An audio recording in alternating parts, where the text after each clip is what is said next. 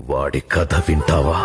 10 ఏళ్ల క్రితం 2014లో ఒక నిర్దిష్టమైన ఆలోచన విధానంతో ఒక సుదీర్ఘమైన 5 సంవత్సరాల లక్ష్యంతో నేను ఇలా మీ ముందుకొచ్చాను. పార్టీ పెట్టాను. దాని పేరు జనసేన. జనసేన జనసేన ఎదగరా ఎదగరా దినకరా జగతికే జ్యోతిగా నిలవరా. 2 చేతులెత్తి నేను ఆర్థిస్తున్నాను.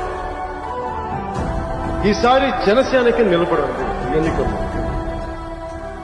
అంతులేని గమ్యము ప్రజాక్షేత్రంలోకి వచ్చిన పవన్ కు ఈ ఎన్నికలు చేదు ఫలితాన్ని మిగిల్చాయి. వరకు లేది 100 స్థానాలకు పైగా అభ్యర్థులను నిలబెట్టిన పవన్ అష్టది కనీసం భీమవరం గాజువాకలో నిలబడిన తాను కూడా గెలవకపోవడం అభిమానులను మరింత కృంగదీసింది. పదరా చరితగా ఘనతగా వెలగరా చరిత